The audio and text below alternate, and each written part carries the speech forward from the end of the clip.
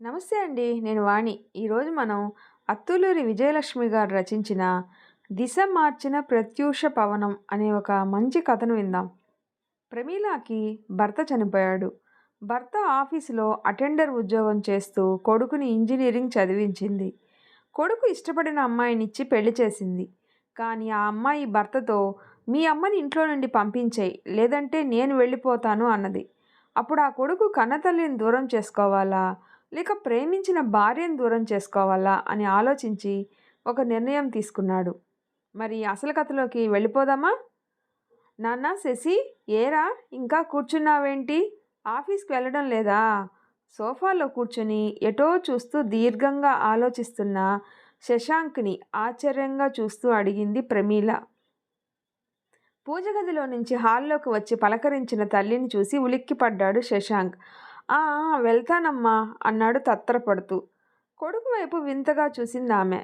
రోజులాగే ఇవాళ కూడా ఉదయం 5:30కే లేచింది ప్రమీల.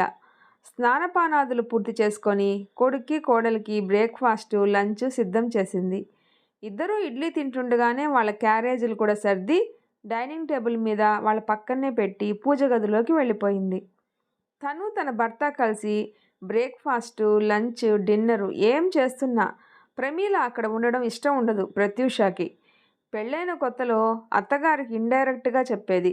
2 నెలలు దాటాక అన్నీ టేబుల్ మీద పెట్టి మీ పని మీరు చూసుకోండి, మేము తింటాం అని డైరెక్ట్గానే చెప్పింది. అప్పటి నుంచి కొడుకు కోడలు కూర్చున్న చోట ఉండకుండా ఏదో ఒక పని కల్పించుకొని అవతలకి వెళ్ళిపోతూ ఉంటుంది ప్రమీల. ఆ ఇంట్లో 2 ప్రదేశాలు ఆవిడ సొంతం. ఒకటి వంటగది, 2 పూజ గది. ఆ 2 గదుల్లోకి కోడలు రాదు, కొడుకు అస్సలు రాడు. ప్రమీల పూజ కనీసం 40 నిమిషాలు పడుతుంది. శుక్రవారం మంగళవారం అయితే ఒక గంట సమయం పడుతుంది. అందుకే ఉదయం లేవగానే ముందు ఆఫీసులకు వెళ్ళిపోయే కొడుకు కోడల కోసం టిఫిను వంట చేసేస్తుంది. వాళ్ళు బ్రేక్ఫాస్ట్ తినేటప్పుడు క్యారేజీలు సర్ది వాళ్ళ పక్కనే పెట్టి తను పూజకు వెళ్తుంది. ఆ తర్వాత ఎవరి బండి మీద వాళ్ళు ఆఫీసులకు వెళ్ళిపోతారు. పూజ పూర్తయ్యాక తను షుగర్ ట్యాబ్లెట్ వేసుకొని 2 ఇడ్లీలు తింటుంది ప్రమీల. ఆ రోజు ఆమె ట్యాబ్లెట్ కోసం హాల్లోకి వచ్చేసరికి శశాంక్ ఆఫీస్కి వెళ్లకుండా సోఫాలో అలా పరధ్యానంగా కూర్చోవడంతో ఆవిడికి ఆశ్చర్యంతో పాటు చిన్న అనుమానం కూడా వచ్చింది. ఏమైంది వీడికి? ఉరుకులు పరుగులు పెడుతూ టైం అయిపోయింది, నా సాక్స్ ఎక్కడా, నా షూస్ ఎక్కడా అంటూ చిందులేసే శశాంక్ బ్రేక్ఫాస్ట్ కూడా సరిగా తినకుండా క్యారేజీ తీసుకొని పెద్ద శబ్దంతో బండి స్టార్ట్ చేసి రయ్యమంటూ వెళ్ళిపోయే శశాంక్ ఈరోజు ఎందుకు ఇలా ఉన్నాడు? ఆఫీసులో ఏదైనా సమస్య? ఆరోగ్యం బాగోలేదా? ఆలోచిస్తూ కొడుకు దగ్గరకు వచ్చి పక్కనే సోఫాలో కూర్చుంది. అతని భుజం మీద చేయి వేసి మృదువుగా అడిగింది. ఏమైంది నాన్న, అలా ఉన్నావే? దీర్ఘంగా శ్వాస తీసుకొని తల అడ్డంగా ఊపుతూ ఏం లేదమ్మా అన్నాడు శశాంక్. మరి ఆఫీస్కి వెళ్లకుండా కూర్చున్నావే? టైం 10 దాటింది కదరా అంది. గోడ గడియారం 10:15 చూపిస్తుంది. శశాంక్ తలెత్తి గడియారం వైపు చూసి నెక్ టై వదిలిచేస్తూ అన్నాడు. లేదమ్మా, కొంచెం డల్గా ఉంది, నాకు వెళ్ళాలని లేదు, ఇవాళ వెళ్ళను అంటూ లేచాడు. ఆదుర్దాగా తను లేచి అడిగింది. ఏమైంది నాన్న, తలనొప్పా? కాదమ్మా. మరి? ఒళ్ళు నొప్పులా? లేదమ్మా, ఏం లేదు, ఊరికే డల్గా ఉంది, కాసేపు పడుకుంటాను అంటూ తన గది వైపు వెళ్ళాడు. మాత్ర ఏదన్నా వేసుకుంటావా? కాఫీ ఇవ్వనా? ఆవిడ అతని వెనకే నడుస్తూ అడిగింది. వద్దమ్మా, విశ్రాంతి తీసుకుంటాను, కాసేపు ప్రశాంతంగా పడుకుంటే చాలు, తగ్గిపోతుంది. అతని గది గుమ్మం బయటే ఆగిపోయింది ఆమె. శశాంక్ తలుపులు దగ్గరగా లాగి లోనికి వెళ్ళిపోయాడు. ఆవిడ నెమ్మదిగా అక్కడి నుంచి వచ్చేసింది. ఎన్నడూ లేనిది కొడుకు అలా ఉండడం ఆవిడికి చాలా బాధగా అనిపించింది. శశాంక్ చిన్నప్పటి నుంచి ఆరోగ్యంగానే ఉండేవాడు. పిల్లలకు తరచూ సహజంగా వచ్చే జలుబు, విరోచనాలు, కడుపు నొప్పులు కూడా శశాంక్కి రాలేదు. చదువుకునేటప్పుడు కూడా అనారోగ్యంతో స్కూల్కి డుమ్మా కొట్టిన సందర్భాలు చాలా తక్కువ. అలాంటిది ఇవాళ ఆరోగ్యం బాగాలేదని శశాంక్ నీరసంగా నిస్తేజంగా కూర్చోవడం తట్టుకోలేకపోయింది ప్రమీల. ఇడ్లీ కూడా తినాలి అనిపించలేదు. కానీ షుగర్ వ్యాధి వల్ల కళ్ళు తిరిగి నీరసం వస్తుంది అని బలవంతంగా 2 ఇడ్లీ తిని శశాంక్ గది వైపే చూస్తూ సోఫాలో కూర్చుండిపోయింది. శశాంక్ ఇంటర్లో చేరిన 4 నెలలకే అనుకోని అనారోగ్యంతో తండ్రి చనిపోయాడు. 10th ఫెయిల్ అయిన ప్రమీలకు ఆమె భర్త పనిచేసిన గ్రామీణ నీటి సరఫరా శాఖ కార్యాలయంలో కారుణ్య నియామకం కింద అటెండర్ పోస్ట్ ఇచ్చారు. అంతో ఇంతో కలిగిన కుటుంబంలో పుట్టి పెళ్ళయ్యాక కూడా మంచి ఇల్లాలుగా, మంచి కోడలిగా పేరు తెచ్చుకున్న ప్రమీల అటెండర్గా ఎంగిలి కప్పులు కడిగే ఉద్యోగం చేయాల్సి వచ్చినందుకు నామోషీగా భావించలేదు. ఆనందంగా ఆ ఉద్యోగంలో చేరి కొడుకుని ఇంజనీరింగ్ చదివించింది. డబ్బుకి లోటు లేదు. కొడుక్కి మంచి ఉద్యోగం వచ్చింది. ఇంకా అతనికి పెళ్లి చేసి మనవలకి సేవ చేసుకుంటూ బతికితే చాలు కదా అనుకొని వాలంటరీ రిటైర్మెంట్ తీసుకుంది. ఇంతలో శశాంక్ తనతో పాటు ఇంజనీరింగ్ చదివిన ప్రత్యూషాని ప్రేమిస్తున్నాను అని చెప్పడంతో సంబంధాలు చూసే బాధ్యత కూడా తప్పడం ఆవిడికి ఆనందాన్ని కలిగించింది. పోనీలే, తను చూస్తే ఎవరో ముక్కు మొహం తెలియని అమ్మాయిని చూస్తుంది. వాడికి బాగా తెలిసిన అమ్మాయిని ప్రేమించి పెళ్లి చేసుకుంటే అంతకన్నా ఏం కావాలి అనుకుంది. ప్రత్యూష తండ్రి ఒక జూనియర్ కాలేజీ లెక్చరర్. 2 ఆడపిల్లలు. అతి సాధారణ కుటుంబం. పూర్తిగా నాన్ వెజిటేరియన్స్. అయినా ప్రమీల బాధపడలేదు, సంకోచించను లేదు. ప్రత్యూష మాత్రం పెళ్ళికి వేలకి వేలు ఖర్చు పెట్టి పట్టు చీరలు, 3-4 నెక్లెస్లు కొనుక్కుంది. కానీ పెళ్ళి మాత్రం సింపుల్గానే చేస్తాం, మాకంతకంటే స్తోమత లేదు అంటూ ప్రమీలకి కనీసం ఒక 1000 రూపాయల చీర కూడా పెట్టలేదు. అయినా ప్రమీల బాధపడలేదు. కొడుక్కి కనీసం ఉంగరం, సూటు కూడా కొనకపోవడం కొంచెం బాధ కలిగించినా పట్టించుకోలేదు. పోనీలే, బంగారానిదేముంది, బంగారం లాంటి పిల్ల కోడలుగా వస్తుంది అని మురిసిపోయింది. స్నాతకానికి భోజనాలు కూడా పెట్టలేదు. తన బంధువులందరికీ తనే క్యాటరింగ్ ఏర్పాటు చేసింది. పెళ్లి రోజు మాత్రం 2 పూటలా వాళ్లే భోజనాలు పెట్టారు. అది కూడా చాలా మామూలు భోజనం. ఇదేమిటి ప్రమీల, ఈ రోజుల్లో ఎంత లేని వాళ్ళైనా 5-6 స్వీట్లు, బోలెడు కొత్త కొత్త వంటకాలతో భోజనాలు పెడుతున్నారు. మరి ఇంత అధ్వానమా, ఇది పెళ్లి భోజనంలా లేదు అన్నారు ప్రమీల అన్నదమ్ములు, బంధువులు. ప్రమీలకు కూడా నిజమే అనిపించింది. కానీ ఏం మాట్లాడలేకపోయింది. కాపురానికి వచ్చిన దగ్గర నుంచి అత్తగారితో సరదా మాటలు, ఆత్మీయత ఏమీ లేదు. ప్రమీల కొత్తల్లో బాధపడినా తర్వాత అలవాటు పడిపోయింది. ఉద్యోగస్తులు ఇలాగే ఉంటారులే అని సమాధానపడింది. ఇప్పుడు కొడుకు అలా పడుకుంటే ఆందోళనగా అనిపించింది. మనశ్శాంతి కోసం సుందరకాండ చదువుతూ కూర్చుంది. గదిలోకి వెళ్ళి బట్టలు మార్చుకొని మంచం మీద వాలిన శశాంక్కి గుండెల మీద పెద్ద పెద్ద ఇనప గుండ్లు దొర్లిస్తున్నట్టు బరువుగా, నొప్పిగా అనిపిస్తుంది. గొంతులో ఏదో ఉండగా మారి అడ్డం పడినట్లుంది. తల పగిలిపోతుంది. ఇదంతా నొప్పి వల్ల కాదు, ఆలోచనల వల్ల. రాత్రి ప్రత్యూషకి తనకి మధ్య సంభాషణ, ఆమె పంతం గుర్తుకొస్తే వణుకు పుడుతుంది అతడికి. నిజంగా ప్రత్యూష వెళ్ళిపోతుందా? ఈ ఇంట్లో ఆమెకు ఏం తక్కువైంది? ఎంత సుఖంగా ఉంటుంది తను? ప్రత్యూషని అమ్మ ఎంతో బాగా చూసుకుంటుంది. కోడలికి ఇన్ని సేవలు ఎవరు చేస్తారు? ప్రత్యూషకి ఇవన్నీ అర్థం కావటం లేదు. ఆకాశంలో ఉండే చందమామ అరచేతిలో ఉంటే దాన్నో రబ్బరు బంతి అనుకుని పక్కన పడేయడం మనిషి నైజం. దూరం నుంచి చూసేవే అందంగా కనిపిస్తాయి. ఎంతో అపురూపమైనవి అందుబాటులో ఉంటే వాటి విలువ తెలియదు. ప్రత్యూష పరిస్థితి ఇప్పుడు ఇలాగే ఉంది. అమ్మ దూరమైతే కానీ ఆవిడ విలువ తెలిసిరాదు. కనీసం తెలుసుకోవడానికి కూడా ప్రయత్నించకుండా ఆవేశపడింది. ప్రత్యూష ఎందుకు అంత పట్టుబడుతుంది? తన సమస్య ఏమిటి? ఎంత ఆలోచించినా శశాంక్కి అర్థం కావటం లేదు. ఎందుకు అనే ప్రశ్న ఒక పెద్ద సమ్మెటలా మారి అతని తల మీద కొడుతుంది. ప్రత్యూష తన ప్రాణం, తన సర్వస్వం.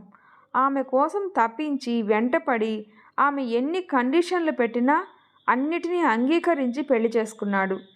పెళ్ళంటూ చేసుకుంటే ప్రత్యూషానే చేసుకుంటా, లేకపోతే అసలు పెళ్లి చేసుకోను అని పట్టుబడితే, అలాగే చేసుకో నాన్న, నీ ఇష్టానికి వ్యతిరేకంగా నేనేమి చేయను సరేనా అంటూ పెళ్ళికి అంగీకరించడమే కాదు, ప్రత్యూషాని ఎంతో ఆదరించి కన్న కూతురులా చూసుకుంటోంది అమ్మ.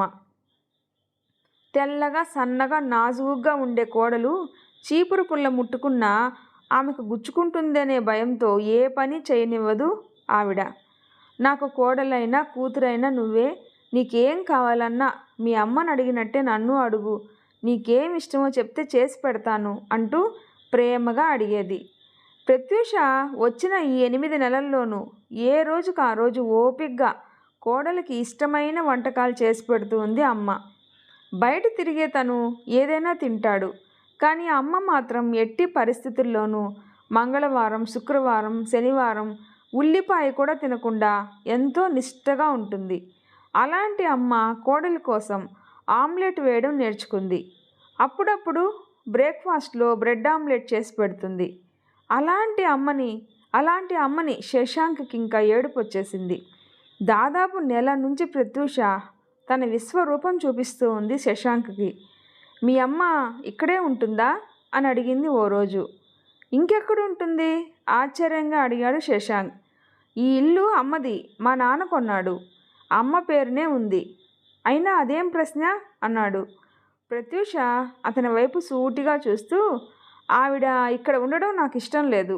మనం యంగ్ కపుల్, మనకి ఫ్రీడమ్ లేకుండా ఆవిడ ఇక్కడ ఎందుకు ఉండడం, నాకు చిరాగ్గా ఉంది అంది.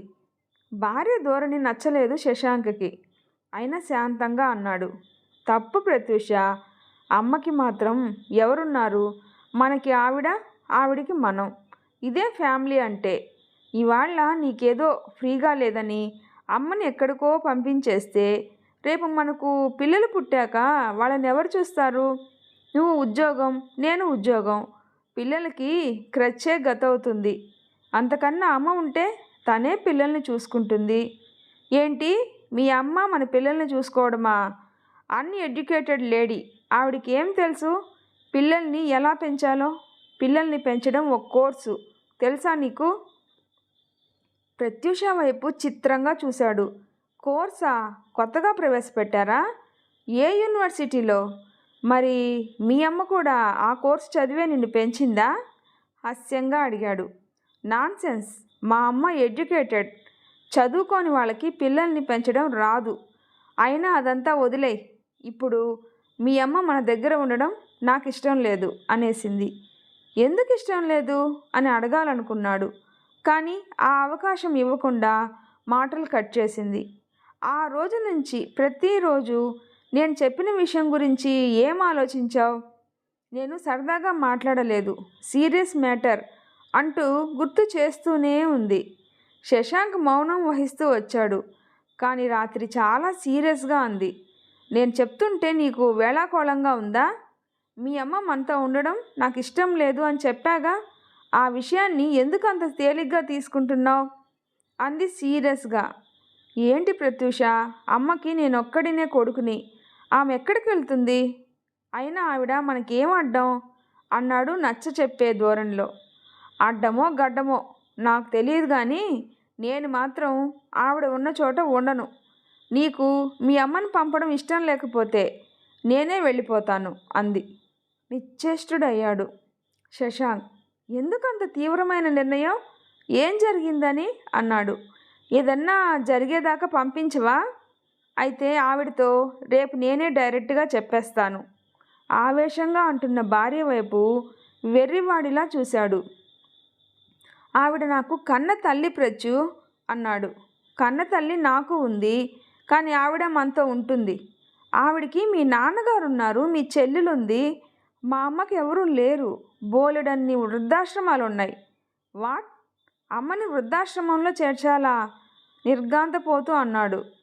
వృద్ధులు ఉండాల్సింది వృద్ధాశ్రమంలోనే, నిర్లక్ష్యంగా అంది. మళ్ళీ దృఢంగా అంది. నాకన్నా నీకు ఆవిడెక్కువ? ఎందుకు అలా అనుకుంటావు? నువ్వు నా ప్రాణం. అయితే ఆవిడని పంపించేయి, లేదంటే నేను వెళ్ళిపోతా. అప్పటిదాకా ఏదో పిచ్చి పిచ్చిగా మాట్లాడుతూ ఉంది, తిక్కది అనుకున్నాడు. కానీ అంత సీరియస్గా అనేసరికి శశాంక్కి మతిపోయింది. ప్రత్యూషకి అమ్మ చేసిన అపకారం ఏంటి? తమ దాంపత్య జీవితంలో అమ్మ వల్ల ఏదన్నా లోటు వచ్చిందా? ప్రత్యూషకి ఏంటి ఇబ్బంది? అమ్మని ఎందుకు పంపించాలి? అయినా ఎక్కడికి పంపాలి? పరి విధాలా ఆలోచిస్తూ ఉన్నాడు శశాంక్.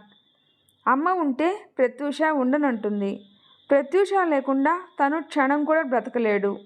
భగవాన్, ఏమిటి సమస్య? ప్రశాంతంగా హాయిగా సాగిపోతున్న జీవితంలో ఈ తుఫాన్ ఏంటి? అమ్మను పంపించేయాలా? ప్రత్యూషను వదులుకోవాలా? అమ్మ పెద్దదైంది. ఆవిడ జీవితం దాదాపు అయిపోయింది. చివరి రోజులు వెళ్ళదీస్తుంది. అది ఎక్కడైనా వెళ్ళదీయొచ్చుగా. తను ప్రత్యూష ఇప్పుడే జీవితాన్ని ప్రారంభించారు. అమ్మ కోసం జీవిత భాగస్వామితో తగు భావ్యమేనా? ప్రత్యూష అంటే ప్రేమ, అనురాగం, ఆరాధన, ఇంకా చాలా. అమ్మ అంటే గౌరవం, భక్తి. మరి ప్రేమ లేదా? కేవలం భక్తి, గౌరవాలేనా? అమ్మ తన సంతోషాలని, ఆనందాల్ని ఎన్నింటినో తన కోసం త్యాగం చేసింది. ఆత్మాభిమానం పణంగా పెట్టి తన భవిష్యత్తు కోసం అటెండర్ ఉద్యోగం చేసింది. అలాంటి అమ్మ కోసం తను ఏదైనా చేయాలి. ఏం చేయాలి? ఆవిడకి ఏం కావాలి? పెన్షన్ వస్తుంది. ఆవిడ డబ్బు ఆవిడకుంది. ఈ ఇల్లు అమ్మదే. తను ప్రత్యూష వేరే ఇల్లు తీసుకుని వెళ్ళిపోవాలి. అవును, అదే కరెక్టు. అమ్మ ఇంట్లో నుంచి అమ్మని పంపించడం భావ్యం కాదు, ధర్మం కాదు, న్యాయం కాదు. శశాంక్ ఓ దృఢమైన నిర్ణయానికి వచ్చి ప్రశాంతంగా కళ్ళు మూసుకున్నాడు. నిద్ర పట్టేసింది. గంట తర్వాత గది బయట నుంచి తల్లి స్వరం వినిపించి నిద్రలేచాడు. నాన్నా శశి, ఎలా ఉందిరా? ఆవిడ స్వరంలో ఆదుర్ద గుండెల్ని సూదులతో గుచ్చినట్లయింది శశాంక్కి. మంచం దిగి తలుపు తీసుకొని బయటికి వచ్చాడు. గాబరా నిండిన కళ్ళతో కొడుకు వైపు చూసింది ప్రమీల. ఎలా ఉంది నాన్న? భోజనం కూడా చేయకుండా పడుకున్నావురా? మొహం కడుక్కురా, అన్నం పెడతాను ఆప్యాయంగా అంది కొడుకు చేయి పట్టుకొని. అలాగేనమ్మా అంటూ బాత్రూంలోకి వెళ్ళిపోయాడు. డైనింగ్ టేబుల్ మీద కంచం పెట్టి వేడి వేడి అన్నం, పప్పు, కూర వడ్డించింది. కొడుకు తీసుకెళ్లాల్సిన లంచ్ క్యారేజీలో అన్నం తన కంచంలో పెట్టుకుంది. ఉదయం కొడుకు కోడలికి కోసం మాత్రమే అన్నం వండి మధ్యాహ్నం తన కోసం విడిగా గుప్పిడి బియ్యం వండుకుంటుంది. కూర, పప్పు మాత్రం పొద్దున అందరికీ కలిపే చేసేస్తుంది. ఇవాళ మాత్రం శశాంక్ కోసం మళ్ళీ అన్నం వండింది. శశాంక్ వచ్చి కూర్చోగానే నెయ్యి వేస్తూ అంది, ఆఫీస్లో చాలా పని చేస్తున్నట్టున్నావురా. చెయ్యాలి, తప్పదు, కానీ ఆరోగ్యం సంగతి కూడా చూసుకోవాలి నాన్న. శశాంక్ గుండె ఆర్ద్రమైంది. అమ్మకి తనంటే ప్రాణం, తనకి తన భార్య అంటే ప్రాణం. అమ్మ అంటే ఇష్టమే, కానీ అమ్మ కోసం భార్యని వదులుకోలేడు. భోజనం చేశాక బయటికి వెళ్ళి వస్తానమ్మా, ప్రత్యూష వచ్చేసరికి వచ్చేస్తాలే అంటూ వెళ్ళిపోయాడు. బండి స్టార్ట్ చేసి రెంటల్ ఏజెన్సీని వెతుక్కుంటూ వెళ్ళాడు. వాళ్ళు చెప్పిన నిబంధనలన్నీ విని 500 కట్టి పేరు రిజిస్టర్ చేయించుకున్నాడు. 2 ఫ్లాట్స్ ఇప్పుడే చూపిస్తాం సార్, వస్తారా? అడిగాడు ఏజెంట్. ఖాళీగానే ఉన్నాయా? ఫస్ట్కు అవుతాయి సార్, మంచి ఫ్లాట్స్. నచ్చకపోతే వేరే చూపిస్తా. ఇప్పుడున్న గుజరాతీ కపుల్ ఆస్ట్రేలియా వెళ్ళిపోతుంది. సరే చూపించు, ఏజెంట్ హుషారుగా అడిగాడు. మీ బండి మీద వెళ్దామా సార్, లేక నా బండి తేవాలా? అవసరం లేదు, రా కూర్చో అంటూ బండి స్టార్ట్ చేశాడు శశాంక్. ఏజెంట్ సూచనల ప్రకారం మెయిన్ రోడ్డు దాటి ఓ సందులో నుంచి కాలనీలోకి పోనిచ్చాడు. 5 అంతస్తుల అపార్ట్మెంట్. బండి దిగి ఇద్దరూ అపార్ట్మెంట్లోకి నడిచారు. లిఫ్ట్ ఎక్కి 4వ అంతస్తులోకి వెళ్ళారు. ఒక ఫ్లాట్ ముందు ఆగి బెల్లు నొక్కాడు ఏజెంట్. ఒక యువతి వచ్చి తలుపు తీసింది. ఫ్లాట్ చూసుకోవడానికి వచ్చారు మేడం అన్నాడు ఏజెంట్. యువతి అయిష్టంగానే పక్కకు తొలగి రండి అంది హిందీలో. లోపల విశాలమైన హాల్లో ఖరీదైన సోఫాలో కూర్చొని సీరియస్గా టీవీలో ఏదో సినిమా చూస్తున్నాడు ఆమె భర్త. ఆమె శశాంక్ వైపు తిరిగి వెళ్ళి చూడండి అని చెప్పి తను భర్త పక్కన కూర్చొని సీరియస్గా టీవీ చూడసాగింది. ఇల్లు మొత్తం చూపించాడు ఏజెంట్. 2 పడక గదుల ఇల్లు. ఆధునికంగా ఉంది. పెద్ద బాల్కనీ, మంచి గాలి, వెలుతురు. అద్దె ఎంత? అడుగుదాం సార్ అంటూ హాల్లోకి నడిచాడు ఏజెంట్. సార్, రెంట్ ఎంత అడిగాడు. వాళ్ళు తల తిప్పి చూడలేదు, సమాధానము చెప్పలేదు. అంత శ్రద్ధగా, ఆసక్తిగా వాళ్ళు చూస్తున్న కార్యక్రమం ఏంటో అన్నట్టు శశాంక్ టీవీ వైపు చూశాడు. ఏదో పరభాషా చిత్రం, బ్లాక్ అండ్ వైట్. వీపు మీద ఒక మూటలా పడుకున్న వృద్ధురాలిని మోసుకుంటూ ఒక బక్క చిక్కిన వ్యక్తి కొండ మీదకి ఎక్కుతూ ఉన్నాడు. ఆ నటుడిని చూస్తుంటే ఖచ్చితంగా భారతీయ భాషా చిత్రం కాదని తెలుస్తుంది. ఇది ఏ భాషా చిత్రం అన్నట్టు ఏజెంట్ వైపు చూశాడు శశాంక్. తెలీదు అన్నట్టు భుజాలెగరేశాడు ఏజెంట్. వాళ్ళు సమాధానం చెప్పకపోవడంతో మేడం అంటూ మరోసారి పిలవబోతుంటే శశాంక్ వారించాడు ఆగు అన్నట్టు సైగ చేస్తూ. ఇద్దరూ అలాగే నిలబడి ఆ జంటతో పాటే టీవీ చూడసాగారు. ఆ బక్క చిక్కిన వ్యక్తి కుమిలి కుమిలి ఏడుస్తూ ఆ వృద్ధురాలిని మోస్తూ ఉన్నాడు. బ్యాక్గ్రౌండ్ మ్యూజిక్ నెమ్మదిగా వస్తుంది. ఆ సన్నివేశం చాలా విషాదంగా అనిపిస్తుంది.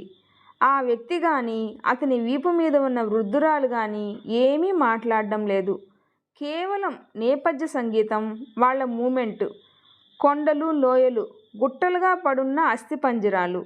మరికొంత దూరం నుంచి మరో బక్క వ్యక్తి పరిగెత్తుకుని వస్తున్నాడు. ఇంకో వృద్ధుడు భయంతో వణికిపోతూ అతనితో ఏదో అంటున్నాడు. ఆ వ్యక్తి అత్యంత క్రూరంగా ఆ వృద్ధుడిని కొండ మీద నుంచి తోసేశాడు.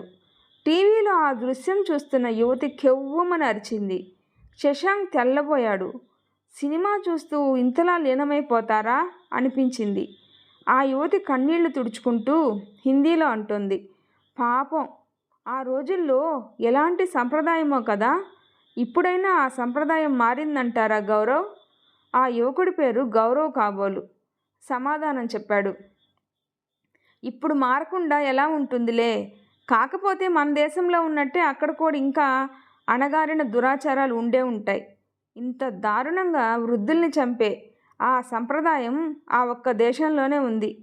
వాళ్ళ సంభాషణ చాలా ఆసక్తిగా, కుతూహలంగా అనిపించింది శశాంక్కి. ఆ మూవీ పేరేంటి ఇంగ్లీష్లో అడిగాడు శశాంక్. ఇద్దరూ ఒక్కసారి వెనక్కి తిరిగి సోఫా వెనక నిలబడిన ఏజెంట్ని, శశాంక్ని చూశారు. అతనేదో అనబోతుంటే ఆ యువతి అరిచింది వెయిట్ అంటూ. చూసావా, అతనికి వాళ్ళ అమ్మంటే చాలా ఇష్టం. అందుకే భార్య మాట కాదనలేక వాళ్ళ ఆచారం ప్రకారం లోయలో పడేయడానికి తీసుకొచ్చి పడేయకుండా అక్కడ పడుకోబెట్టి వెళ్ళిపోతున్నాడు. పాపం చూడు ఎంత వేదన అనుభవిస్తున్నాడో. ఆమె యాక్షన్ చూడు ఎంత బాగుందో. శశాంక్ టీవీ వైపు చూశాడు. ఆ వృద్ధురాలిని కొండ మీద నిర్జన ప్రదేశంలో వీపు మించి దింపి కుమిలి కుమిలి ఏడుస్తూ ఉన్నాడు ఆ నటుడు. ఆమె అతి కష్టం మీద నేల మీద ఏదో చాపలాంటిది పరుచుకొని మోకాళ్ళ మీద కూర్చొని కళ్ళు మూసుకొని చేతులు జోడించి ధ్యానంలోకి వెళ్ళిపోయింది. అతను ఏడుస్తూ పరిగెత్తుకొని వెళ్ళిపోయాడు. ఓ గాడ్, హారిబుల్ అంటూ ఆ అమ్మాయి సోఫాలోంచి లేచింది. ఆమెతో అతను లేచి శశాంక్ వైపు తిరిగాడు. Sorry sir, movie very interesting. చాలా మూఢనమ్మకాలు, దురాచారాలు మన దేశంలోనే ఉంటాయి అనుకుంటాం, కానీ దేశ దేశాల్లో జీవన విధానాలను అనుసరించి ఉండే మూఢనమ్మకాల గురించి తెలుసుకోవాలంటే విభిన్నమైన భాషా చిత్రాలు చూడాలి, బుక్స్ చదవాలి. ఇది ఒక కొరియన్ మూవీ సార్, చాలా పాతది. నా ఫ్రెండ్ ఒకతను చెప్పాడు ఈ మూవీ చూడమని. వాళ్ళ ఆచారం ప్రకారం వృద్ధులకి తిండి దండగా అని 90 ఏళ్ళు రాగానే కొడుకులు వాళ్ళని తీసుకెళ్ళి ఆ కొండ మీద నుంచి లోయలోకి పడేస్తారు.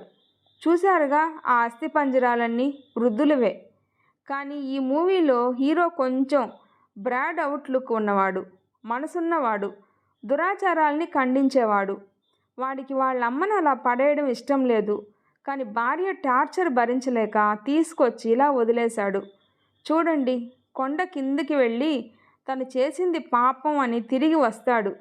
కానీ ఈలోగా విపరీతంగా కురిసిన ఆ మంచులో ఆ తల్లి కూరుకుపోతుంది. ఆ దృశ్యం గుండెని కరిగించేస్తుంది సార్. మా ఫ్రెండు సినిమా పిచ్చోడు. వాడికి భాషాభేదం, కొత్త పాత అనే లేదు. ఏదంటే అది చూస్తాడు. యూట్యూబ్లో వెతికి వెతికి చూస్తాడు. అదిరే గుండెను చిక్కబట్టుకుంటూ స్వరంలో వణుకు కనిపించకుండా శశాంక్ అడిగాడు, మీరిది ఇప్పుడు యూట్యూబ్లో చూస్తున్నారా? అవును సార్, నా దగ్గర క్రోమ్ కాస్ట్ ఉంది. దాంతో వాడు చెప్పిన ప్రతి మూవీ చూస్తాం. చెప్పండి సార్, సారీ మిమ్మల్ని నిలబెట్టే మాట్లాడుతున్నా, కూర్చోండి అన్నాడు. శశాంక్ వారిస్తూ లేదు, నేను అర్జెంటుగా వెళ్ళాలి, వస్తాను అన్నాడు. సార్ రెంట్ ఎంత? ఏజెంట్ అడుగుతుంటే శశాంక్ వారించాడు. అవసరం లేదు, నాకు ఇల్లు అవసరం లేదు అంటూ వేగంగా అక్కడి నుంచి బయటికి వచ్చేశాడు. వెనక నుంచి ఏజెంట్ సార్ సార్ అంటూ పిలుస్తున్నా వినిపించుకోకుండా, లిఫ్ట్ కోసం కూడా వెయిట్ చేయకుండా 2 మెట్లు చొప్పున దిగి బండి పార్క్ చేసిన చోటుకి వచ్చి బండి స్టార్ట్ చేస్తూ అనుకున్నాడు, ఎస్, భార్య వెళ్ళిపోతే మరో భార్య వస్తుంది, కానీ అమ్మ గుండె పగిలి చనిపోతే మళ్ళీ వస్తుందా అనుకున్నాడు ఒక నిర్ణయానికి వచ్చి. ఈ వీడియో నచ్చితే ప్లీజ్ లైక్ చేసి షేర్ చేయండి, సబ్స్క్రైబ్ చేసుకోండి. స్టోరీ ఎలా ఉందో తప్పకుండా కామెంట్ చేయండి. ప్లీజ్ సపోర్ట్ చేయండి. Thanks for watching.